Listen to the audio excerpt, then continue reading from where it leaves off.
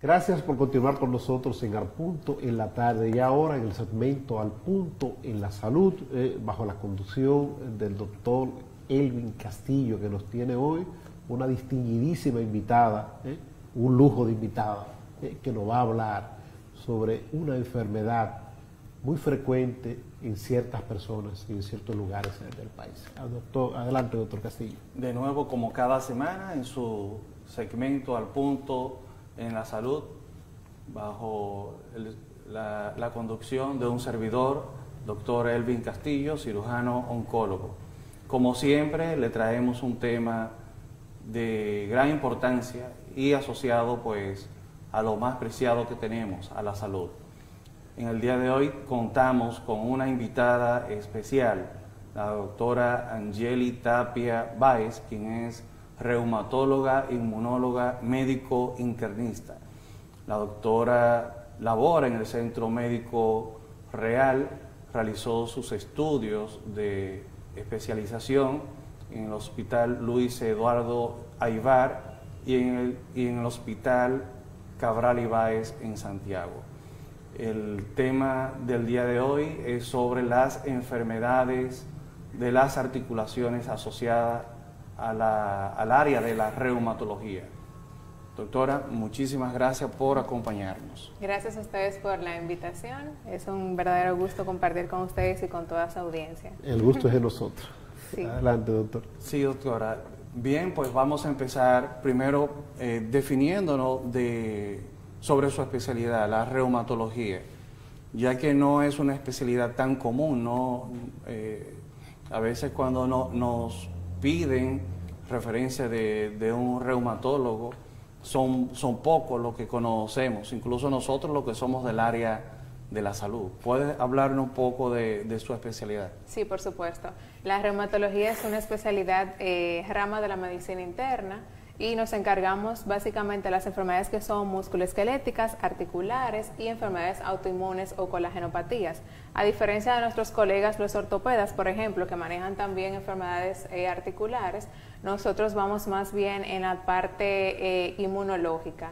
Quiere decir pacientes con lupus eritematoso sistémico, pacientes con esclerodermia, con dermatomiositis, algunas enfermedades raras que no todo el mundo conoce y que lamentablemente a veces cuando llegan a nuestra consulta pues ya el paciente tiene serios compromisos vitales, pero básicamente es esto, manejamos pacientes con enfermedades articulares musculoesqueléticas y las colagenopatías, que es lo que nos diferencia de los otros colegas. ¿Cuándo acudir, doctora, a un reumatólogo? ¿Cuáles son los síntomas que nos indican a nosotros que podemos estar afectados de reumatología? Listo. Lo principal, bueno, vamos a hablar un poquito de las enfermedades más comunes. Okay. Dentro de ellas está la artritis reumatoide, por ejemplo, que afecta principalmente a mujeres ya de entre 30 a 50 años de edad. Lo característico es que el paciente va a presentar inflamación, dolor e inflamación sobre todo en las articulaciones de las manos, que empiezan a tener dolor sobre todo en las primeras horas del día, en la mañana, un poquito de rigidez, es decir, la sensación de que no pueden realizar cosas con las manos, desde destapar una greca, como le decimos a los pacientes, hasta agarrar, apretar un palo de cualquier cosa, ¿no? Una escoba. La característica en sí de la artritis reumatoide es que hay afectación bilateral, es decir, se van a afectar las dos manos. Principalmente las articulaciones de aquí de los nudillos, las muñecas, las interfalángicas distales. Característica, al tocar va a estar la articulación caliente, dolorosa y pues los pacientes usualmente se automedican, lamentablemente, cede con analgésicos en primera instancia. Sin embargo, esta inflamación se va a quedar aquí persistente y ya luego entonces viene el daño articular. Entonces, todo aquel paciente que presente dolor bilateral en ambas manos, los pies por igual, puede afectar también las rodillas en menos proporción, por supuesto, y esta característica de que es inflamatoria, va a estar el área caliente, tumefacta, muy dolorosa al tacto. Estos pacientes sí deben acudir inmediatamente a una consulta de reumatología, puesto que si continúan automedicándose en casa, pues los daños van a ser ya un poquito irreversibles. Okay. Entonces esta patología es una de las más frecuentes en la consulta de reumatología. De hecho, la artritis reumatoide afecta el 1% de la población mundial. Más frecuente en sí es la osteoartritis o artropatía degenerativa, que es la que más se presenta en pacientes, sobre todo por encima de los 50, 70 años de edad, que se caracteriza por una destrucción del cartílago articular, que es lo que envuelve las articulaciones, afecta principalmente rodillas, igualmente manos. Los pacientes pueden presentar nódulos en las articulaciones que a veces dicen, no, yo tengo reumatismo, pero no es reumatismo, es artrosis. La diferencia entre la artrosis y el reumatismo es que la destrucción articular en estos casos no es tan frecuente, sin embargo puede generar deformidad, sobre todo cuando hay presencia de nódulos que se inflaman bastante, y el paciente puede igual manifestar rigidez articular, que va a ser menos frecuente, como lo es en la artritis reumatoide. La artrosis también es una de las causas principales de reemplazo articular, sobre todo a nivel de prótesis y cadera, porque obviamente está en pacientes mayores. Eso quiere decir que una de las condiciones o de las patologías tiene que ver con un desgaste natural, sí, es la evolución por el tiempo de esas articulaciones, y en la otra es una enfermedad inflamatoria. Exacto. La artritis reumatoide es una enfermedad autoinmune sistémica que no solo afecta articulaciones, sino también afecta a otros órganos, entiéndase ojos, pulmón, riñón, corazón, etcétera. Mientras que la artrosis es una enfermedad degenerativa que ya nos va a dar a todos luego de los 40 años. Nos va a dar sobre todo si no mantenemos una vida saludable, o sea, ejercicios, que es fundamental. Es más frecuente en aquellos pacientes que utilizan mucho las manos, secretarias, las modistas, sastres. Periodistas como yo. Sí, los cirujanos. Bueno, es por el sobreuso. O sea, mientras más usamos una articulación y no le damos mantenimiento, como decimos, o sea, ningún ejercicio, ni nada que nos fortalezca la parte articular y de músculo, pues entonces se nos va a adelantar el desgaste. Usted no mencionó una palabra, autoinmune, enfermedad autoinmune, para que el público entienda. Sí, autoinmune nos referimos cuando no es, bueno, el sistema inmunológico, que es el que nos defiende naturalmente de las bacterias, virus o cualquier otro asunto que llega a nuestro sistema, se activa inmediatamente de forma natural. Sin embargo, en aquellos pacientes que están genéticamente predispuestos a desarrollar X enfermedad, por ejemplo, artritis, viene un factor ambiental, algo que active ese sistema inmunológico. Se van a empezar a producir citoquinas o sustancias que van a empezar a atacar las articulaciones, sobre todo la membrana sinovial, que es lo que principalmente se afecta. Ya luego viene afectación del ligamento, cartílago, hueso como tal, viene la erosión articular, o sea que se rompe hueso.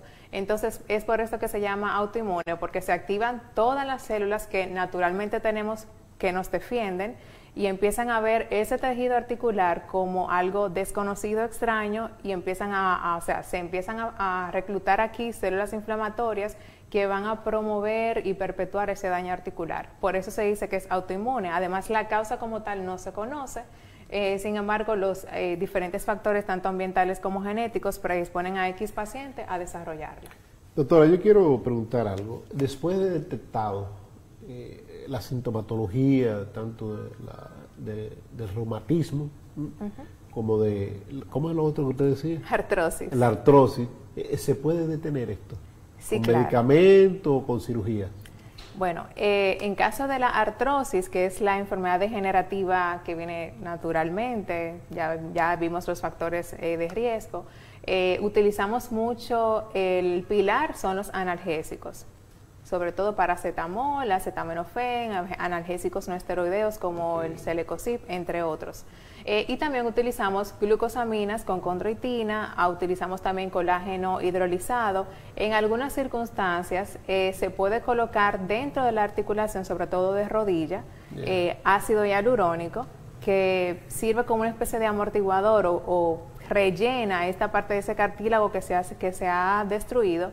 Sin embargo, no todos los pacientes califican para inyecciones articulares, no todos los pacientes le va del todo bien, depende de cuándo llegan a nuestra consulta.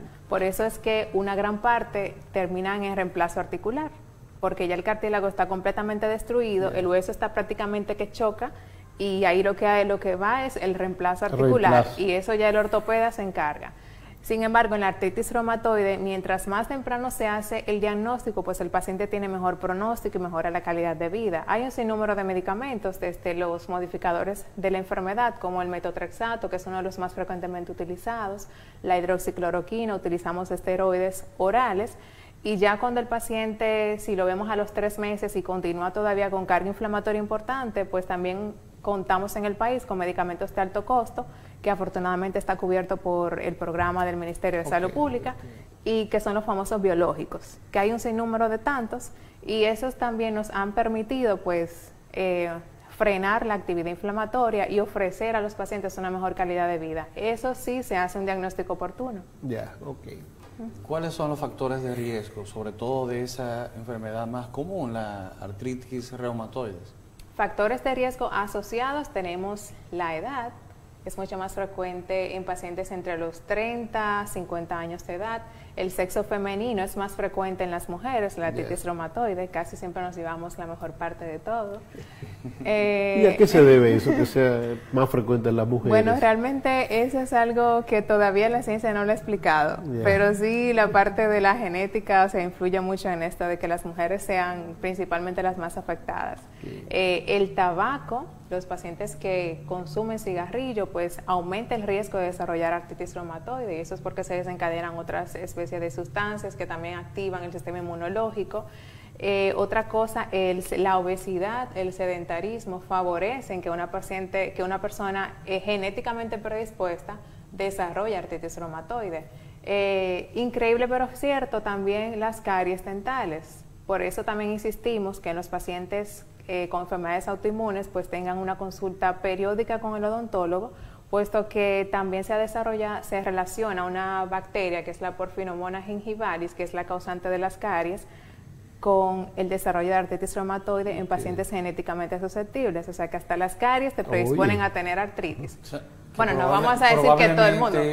Hay una relación entre un patógeno y esta enfermedad, o sea que la no necesariamente es idiopático, tal vez no se ha conocido la causa, porque todo... Hay muchas cosas que están ahí todavía que sí. En medicina, cuando uno no encuentra la causa de una enfermedad, decimos el término idiopático, y generalmente se refiere a un inmunólogo o a un reumatólogo.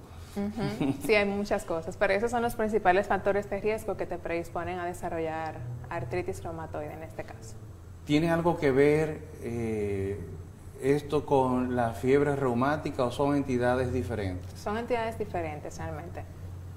La fiebre reumática, si bien está causada por un agente bacteriano, no todos los pacientes que tienen o que le ha dado fiebre reumática pues desarrollan en el tiempo artritis reumatoide. Son diferentes, realmente las manifestaciones por igual son diferentes, y esos pacientes no evolucionan a la parte erosiva, o sea, pueden tener dolores articulares, poliartralgias migratorias, un día duele la mano, otro día el codo, el hombro, y van saltando, pero nunca van a tener el compromiso inflamatorio como la artritis reumatoide. Son entidades diferentes. Sí.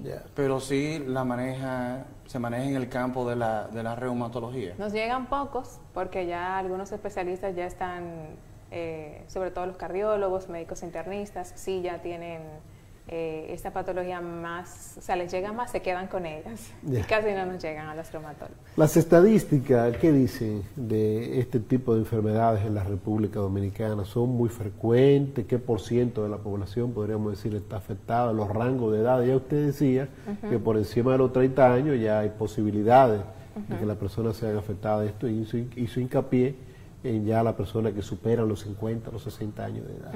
¿Qué nos dicen las estadísticas? Artritis reumatoide en República Dominicana. Ya habíamos mencionado que el 1% de la población mundial se afecta de reumatismo. En nuestro país no siempre tenemos así como con una estadística actualizada, pero de manera general podemos intuir que aproximadamente el 15 o el 20% de la población de Dominicana tiene o ha presentado en algún momento eventos de artritis, o sea... Pero es muy alto ese porcentaje. Sí. Muchos están infradiagnosticados, o sea, quiere decir que le dan un diagnóstico, por ejemplo, de artrosis o de alguna otra cosa, se quedan en casa manejándose con analgésicos, y ya cuando van a la consulta, pues, un paciente completamente que ya tiene mucha discapacidad y que los cambios que presentan ya casi son irreversibles. Entonces, pero más o menos ese es los números que andan, ¿no? Y bueno, puede afectar de 30 a 50 años, puede aparecer en personas jóvenes, porque también está la artritis idiopática juvenil que afecta a niños, ya desde los 3 años hasta los 16 tenemos pacientes con este tipo de patología, que en el caso de los niños no se llama artritis reumatoide, sino idiopática juvenil, y ya la manejará el reumatólogo pediátrico. Pero más o menos así es que están los números. La temperatura influye en esto, porque bueno, ¿hay alguna? Una vez escuché decir que en una zona montañosa del país, Cocoa, Constanza, había mucha gente que tenían problemas. Realmente algunos pacientes se quejan de que con los cambios de clima, sobre todo el frío, les va mal. Ay, no puedo usar aire acondicionado porque amanezco con inflamación, con dolor. Los cambios atmosféricos, las alturas también influyen mucho. Otros pacientes, sin embargo, no. Otros dicen, no, a mí el calor me hace chévere, a mí el frío me favorece. O sea, depende de cada individuo es diferente. Pero sí hay estudios que relacionan los cambios de temperatura, sobre todo el frío, con la exacerbación de la artritis, o sea, más dolor. ¿Qué relación tiene el ácido úrico con las enfermedades articulares? Bueno, el ácido úrico ya entraría en otro tipo de artropatía, que es la artritis gotosa, como se le conoce. La hiperuricemia, que es los niveles elevados de ácido úrico. Sabemos que se precipitan en las articulaciones, es decir, se depositan sobre todo en las articulaciones de los pies, que es por eso la llamada podagra, quiere decir que el paciente en crisis de gota se le inflama completamente el primer dedo del pie, como le decimos el dedo gordito, de manera tal que, bueno, sobre todo después de haber tenido una ingesta copiosa de carnes rojas y alcohol, que sabemos que en Dominicana eso pasa muchísimo, es más frecuente en los hombres. La carne roja no tanto, porque está muy cara. Pero bueno, es muy frecuente en los hombres, sobre todo, ese ataque que empieza en la noche, que hasta el roce de la sábana hace que grite de dolor. Entonces, en hombres se prefiere que se habla de hiperuricemia, niveles por encima de 6.5. Ya la última revisión de guías, antes era 7, ahora se han sido un poquito más estrictos.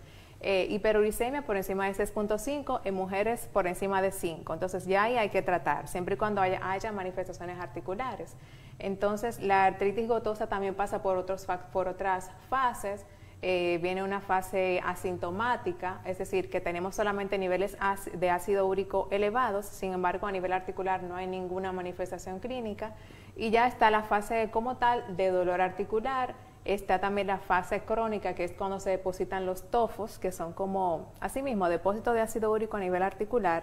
Se ve como un bultito, que usualmente es, la sensación es como cálcica, como si estuvieras tocando arenilla, y a veces se puede brotar y salir como una espumita blanca, que eso es ácido úrico. Pero eso ya en la fase mucho más evolucionada. Pero si es independiente de la artritis, sin embargo, podemos encontrar un paciente con artritis reumatoide que tenga niveles elevados de ácido úrico, porque también eso es parte de las comorbilidades, y la hiperuricemia aumenta el riesgo cardiovascular. Ya sabemos que aumenta el riesgo de ser hipertensión arterial, de eventos cerebrovasculares, de infartos, entre otras cosas, de enfermedad renal crónica y demás. O sea que esta artropatía se puede prevenir simplemente con la dieta. Sí. La dieta mediterránea, más vegetales, reducir el consumo de carnes rojas y sobre todo... Como lo decía ahorita, ya la gente no la consume mucho la carne roja. Y sobre todo el alcohol, la cerveza, el vino, todo eso. O sea, no es que lo vamos a dejar de consumir, pero moderadamente. Pero moderado, ya. Bueno. ¿Hay algún factor de riesgo para esta patología? Porque hay personas que ingieren altas cantidades de carnes rojas, ingieren mucho alcohol y nunca padecen esta patología. Sí, tiene que ver con la parte de la eliminación del ácido úrico en el sistema.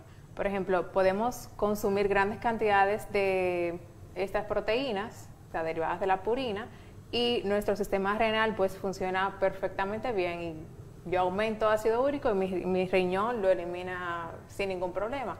pero hay personas que tienen este factor de riesgo de que tienen alguna situación renal, sobre todo los que tienen comorbilidades, diabéticos, hipertensos, que el riñón no funciona óptimamente. Entonces sí hay un desbalance entre lo que el cuerpo ingiere y una deficiencia entre lo que se excreta. Entonces ahí es que viene el desbalance y por eso aumenta los niveles de ácido úrico. Y en ese tipo de persona que está genéticamente predispuesto a desarrollar esta artropatía, pues es más frecuente. Yeah.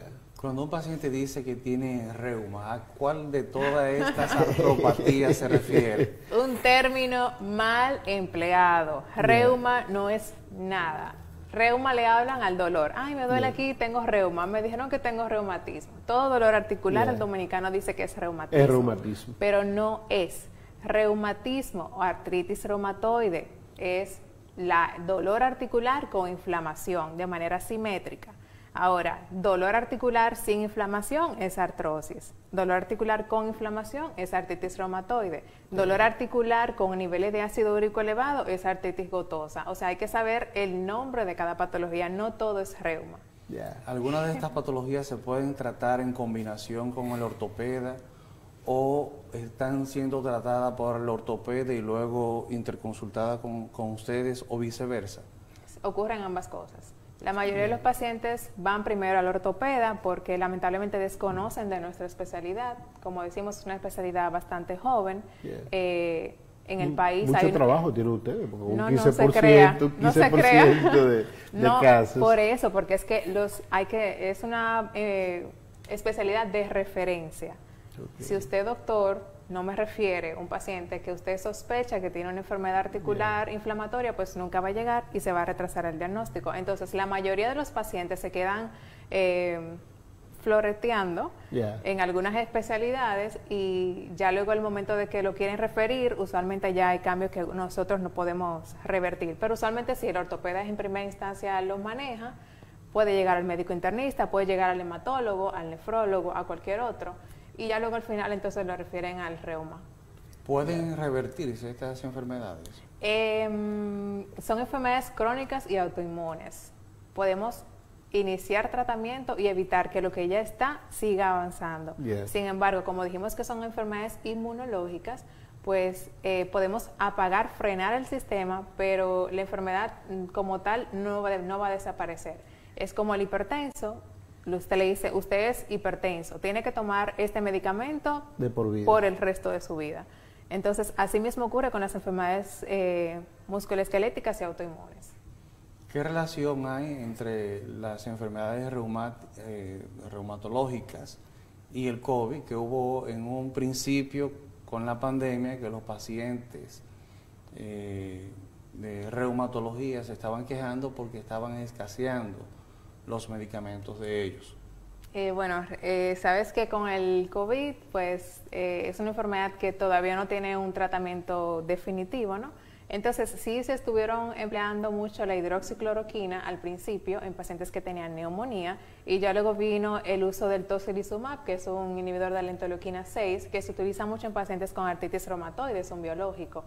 Entonces la queja vino porque lamentablemente empezaron a comprar de manera indiscriminada a los pacientes. Tengo COVID, voy a tomar hidroxicloroquina sin prescripción médica. Hubo un grupo de pacientes que se afectó por esta situación y con lo del tocilizumab, pues a nivel mundial hay una escasez. O sea, es que se ha utilizado tanto para el COVID que lamentablemente a nuestros pacientes se han afectado con esto. Esperamos que las autoridades tomen las medidas de lugar, ¿no? Porque todos estamos sufriendo por esto del COVID. Bueno, como ya el COVID se ha controlado, es posible que aparezcan ya esos medicamentos. Ya bueno, la presión. Entre comillas. Sí, entre comillas. Esperemos que sí. Exacto, esperemos que sí, que esas comillas se retiren y que sea real. Así es. ¿Alguna relación entre las enfermedades reumatológicas y el cáncer? Sí. Se ha relacionado. Sobre todo aquellos pacientes que han recibido quimioterapia, posterior a eso empiezan a presentar dolores articulares, sobre todo muy similares a lo que es la artritis reumatoide. No es que vayan a evolucionar igual, Sin embargo, hay un mimetismo en cuanto al uso de los productos que utilizan para quimioterapia, el cáncer como tal, porque hay afectación de todas las células del sistema inmunológico. Entonces también estos pacientes pueden presentar una mayor incidencia, ya sea de artritis, por ejemplo, o alguna otra patología articular como tal.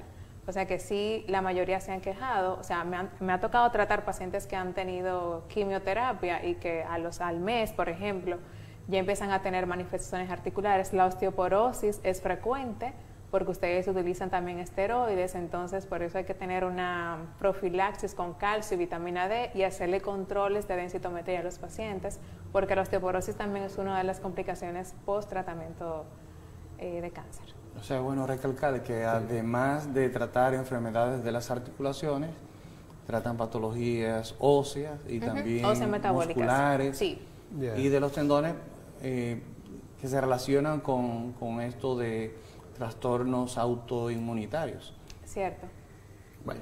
Doctor, vamos a una pausa breve y regresamos ya con la parte final de este interesantísimo diálogo con la doctora Tapia Páez, reumatóloga. Regresamos en breve con más. Estamos de vuelta en el programa El Punto en la Salud con un servidor, el doctor Elvin Castillo, cirujano oncólogo. Recordándoles que el día de hoy contamos con la presencia de una invitada especial, la doctora Angelis Tapia, reumatóloga. Vamos a continuar con los temas que estábamos tratando, bastante interesantes, de enfermedades de las articulaciones, enfermedades reumatológicas. Algunos pacientes se quejan de dolores en la espalda.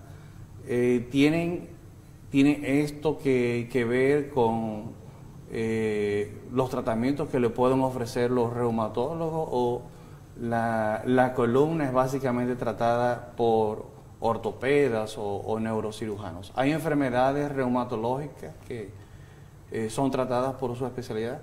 Sí, claro. Dolor lumbar es importante, es una de las principales causas de dolor a nivel de consulta, en general, en todas las emergencias, la lumbalgia, como se le llama. Entonces, si hay un grupo de enfermedades inflamatorias, que son las espondiloartritis, ahí incluimos la espondilitis anquilosante, está la artritis psoriásica, la artritis reactiva y la enfermedad inflamatoria asociada a la inflamación intestinal como tal. Entonces, ¿cuáles son van a ser las características de estos pacientes con lumbalgia? Que nos deben hacer remitir al reumatólogo, por ejemplo, es aquel paciente que, sobre todo menores de 32 años de edad, que empiezan con un dolor de espalda de inicio insidioso, o sea, que viene lento y va aumentando en intensidad. Este dolor que el paciente lo despierta en la noche, que cuando está en reposo, es decir, sentado o acostado, el dolor empeora y se mejora inmediatamente al entrar en marcha. Que eso es lo que lo diferencia de un dolor, por ejemplo, de una hernia discal. Entonces, este tipo de lumbalgia inflamatoria responde muy bien al uso de analgésicos en primera instancia, ya luego entonces el paciente ve que necesita tomar más analgésicos para quitar el dolor. Usualmente los pacientes con espondilitis anquilosante tienen afectación de ojos, es decir, existe lo que se llama uveitis, que es una inflamación de la uvea, que puede inclusive llevar a la ceguera si no se detecta a tiempo. Y estos pacientes lamentablemente también van primero a otros médicos y ya al final, cuando le dicen, bueno, es que este dolor no se me quita, el dolor se me va incluso a los glúteos, se me va a la pierna, un dolor persistente, entonces ya eso es un signo de alarma para que lo vea el reumatólogo. Es lo que las llamadas espondilitis anquilosante. Otra cosa también es la enfermedad asociada a la psoriasis. La psoriasis es una enfermedad de piel que vemos el paciente que tiene una hiperkeratosis, o sea, lesiones que usualmente están en superficie de codos, que son muy pruriginosos, o sea, que pican mucho, se ponen rojas, se descaman, aparecen en piel cabelluda, en las uñas. Y esta enfermedad, la psoriasis, que la tratan los dermatólogos, un 15% de los pacientes con psoriasis desarrollan artritis psoriásica, que eso es muy importante. Entonces, de aquí la amistad o el colegaje con el dermatólogo para realizar test de detección temprana a aquellos pacientes con psoriasis que empiecen a tener dolores articulares, que presenten dactilitis, es decir, que se inflame un dedo completo como una salchicha, por ejemplo, que tenga inflamación del talón, que es la parte, o sea, el talón como tal, que ya todo el mundo sabe, ¿no? Yeah. Entonces, estos casos, estos pacientes con artritis psoriásica tienen un pronóstico un poquito desfavorable, puesto que evolucionan rápidamente a erosión articular, es decir, se rompen los huesos de las manos sobre todo, y hay inclusive una variante que es la artritis mutilans, donde completamente todos los huesos de los dedos se desaparecen, o sea, se destruyen por tanto la inflamación que ocurre a este nivel. O sea que hay que tener en cuenta también que algunas patologías de la piel pueden asociarse a enfermedades articulares autoinmunes y con efectos pues secundarios tan relevantes. Así es. La psoriasis es una enfermedad autoinmune que afecta a piel. Entonces, esa misma autoinmunidad hace que se afecte también la parte articular de esta manera. Tenemos entonces que esta especialidad médica pues combina otras especialidades a su alrededor. Tenemos el dermatólogo, tenemos el ortopeda, tenemos lo que usted decía en el inicio ya hasta el cardiólogo y sí, también la vía respiratoria. Exactamente. Es importantísimo el neumólogo, porque también las enfermedades articulares, sobre todo artritis reumatoide, afecta a pulmón. Esos pacientes pueden tener neumonitis intersticial y evolucionar a fibrosis pulmonar, que inclusive algunos pacientes se hacen dependientes de oxígeno. O sea, el pulmón se le afecta completamente, así como vemos las neumonías por COVID, es muy similar a lo que presenta el paciente con artritis reumatoide, y es por la inflamación persistente que presentan estos pacientes. Y ahí es que no tenemos que llegar. Yeah. O sea, por eso es la importancia de hacer un diagnóstico oportuno en estos pacientes. Sí. ¿El lupus también afecta las articulaciones? Sí, ciertamente, pero menos agresivo que si lo comparamos con la artritis reumatoide, es mucho menos agresivo. Las manifestaciones articulares del lupus usualmente son dolores asimismo en manos, que puede haber inflamación o no, pero usualmente no hay deformidad, no hay erosiones, que es la diferencia clásica entre la artritis reumatoide, por ejemplo. Bueno, mejor pronóstico en la parte articular, sin embargo el lupus ya es otra entidad muchísimo más compleja que las artropatías que estamos ya hablando en el día de hoy, pero sí tienen manifestaciones articulares. Usualmente empiezan con dolor, el paciente mismo cree que es reuma, se trata con analgésicos, se trata con analgésicos y ya luego cuando viene a la consulta resulta ser que es un lupus, porque no solo tiene manifestaciones articulares, hay otros compromisos tanto en piel, riñón, pulmón, por ejemplo. Y puede comprometer quizá otras partes del cuerpo adyacente, ¿no? Ciertamente. Hay casos que pueden ser puramente hereditarios, o sea que en una misma familia exista en ese árbol genealógico, en las diferentes generaciones, uno o dos miembros afectados por alguna patología autoinmune. Ciertamente. A pesar de que no se conoce una causa como tal, pero el componente hereditario es fundamental, la genética. Existen familias, sobre todo de primer grado, sobre todo los padres, que transfieren a los hijos, no en todos los casos, ¿no? Porque podemos tener una familia completa que salta generaciones y que nunca han tenido problemas articulares, ni de lupus, ni de ningún tipo. Sin embargo, depende de la susceptibilidad genética, de aquel cambio que presenta en el cromosoma ese individuo que lo predispone, ya sea por una exposición ambiental, al sílice, al asbesto, a una infección, y que el sistema inmunológico se active, provocando entonces la parte de la inflamación articular o la activación aberrante del sistema inmunológico. Bien, hablamos de causas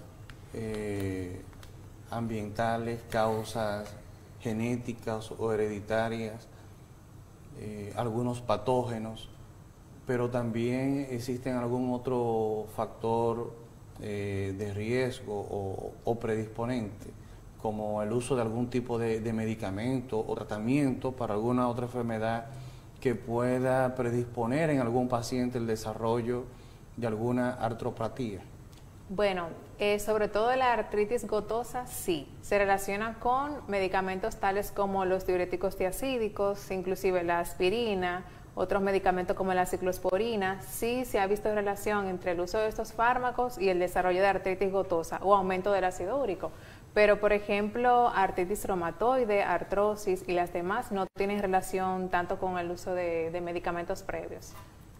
¿El ejercicio favorece o perjudica a estos pacientes? Importantísimo, doctor. El ejercicio es el punto clave, es parte del tratamiento, tanto en la artrosis, en la artritis reumatoide, en todas las artropatías en general. De hecho, siempre se le recomienda al paciente, además de su prescripción farmacológica, el ejercicio. Y es que muchos tienen miedo. Ay, doctora, me duele cuando me camino, tengo miedo de hacer ejercicio porque ya luego me siento peor. Es todo lo contrario, hay que ejercitar músculos y articulaciones. Entonces el ejercicio va de la par. ¿Pero qué tipo de ejercicio? Pues aeróbicos, una caminata simple. No es que vamos a ponernos a hacer pesas, ni a correr, ni a hacer ejercicios que nos maltraten las articulaciones. Ejercicios pasivos, aeróbicos, incluso se recomienda el tai chi, el yoga, todo lo que sea en beneficio del desarrollo y fortalecimiento de músculos y articulaciones. Pero el ejercicio es 1A y es clave para todas las artropatías. Sin miedo hay que hacer ejercicio. Bien, excelente, pero antes de hacer ejercicios de manera indiscriminada, o si tener un control de cuál ejercicio le beneficia o no, debe acudir a un reumatólogo para que le especifique cuál tipo de ejercicio le puede favorecer. ¿Y qué tiempo diario debe hacerlo o semanal? Exactamente. Sí, porque no hay que, como usted dice, coger una rutina de 4 o 5 horas. No, imposible. Eso tiene que ser un trato personalizado de acuerdo a la patología de cada paciente. Sí.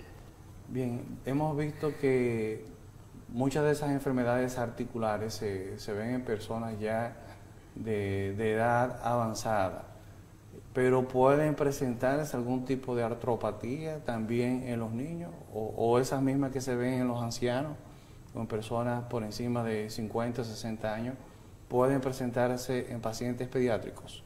Es así. La entidad que se llama artritis idiopática juvenil, que es una enfermedad articular que empieza en los niños, incluso desde los 3 años, ya tenemos un niño que se le dificulta caminar, que no pasa un año y no camina, que anda cojeando, como decimos, que se le empiezan a inflamar las rodillas. Ese niño hay que tenerle atención con el pediatra, derivarlo al reumatólogo pediátrico, porque ahí empieza la artritis. De hecho, hay pacientitos de estos que se quedan así sin atención y ya cuando llegan a la edad adulta, nos llegan a la consulta y resulta ser que cuando empiezas al interrogatorio, yo desde los 5, desde los 10 años tengo dolor, tengo inflamación articular y ya se diagnosticó en la edad adulta. Se ha perdido muchísimo tiempo. Entonces, las enfermedades articulares de este tipo empiezan en la niñez y es por tal motivo que también los pediatras tienen que prestar un poquito más atención en estos síntomas. Un niño que no camine a tiempo, que ande con inflamación articular, saber que tiene que derivarlo también al reumatólogo. Y sí, las enfermedades articulares las vemos en los niños. La parte degenerativa, pues no siempre se cumplen las reglas, que tiene que ser mayor de 60 años para tener artrosis. Hemos visto pacientes en consulta que tienen 35, 40 años, que ya tiene desgaste de manos. Y esto por lo que le digo, por el sobreuso de las articulaciones. O sea, depende de qué tipo de trabajo realices, pues tienes más predisposición a desarrollar una u otra entidad. Y la ingesta también, como usted muy bien decía hace un momentito, quizá de las bebidas alcohólicas, del cigarrillo, el mal uso que se le haya dado al cuerpo en poco tiempo. Porque a veces usted toma un carro nuevecito del año 2020, ¿verdad? O del 2021, con poco tiempo de uso, y compara uno del 2015 y el del 2015 quizás está mejor que el del 2020. Exacto. Porque el 2020 le han dado duro, como dice. En parte el ejercicio tiene que ver con esto. El dominicano usualmente no está dado a hacer ejercicio. Esto es ahora en los últimos años que vienen los gimnasios, que todo el mundo quiere estar fit. Los fits se han puesto de moda. Que andan los coaches y estos, pero el ejercicio antes aquí, tú no veías a jóvenes haciendo ejercicio. Los atletas solamente. Exacto. Entonces, en parte viene con la educación, el consumo de frutas y vegetales, el ejercicio. Si nos cuidamos desde ahora, que podemos. O sea, que los buenos hábitos pueden ayudar a prevenir o disminuir el riesgo de estas enfermedades. ejercicio, no alcohol, no cigarrillo, una dieta balanceada. Hablando de dieta, el gluten, que tanto se asocia a tantas patologías, ¿tiene alguna relación también con enfermedades reumatológicas? Hay algunos casos que han mostrado que el exceso de gluten pues activa un poquito las vías inflamatorias y tal, pero como así son reportes de casos.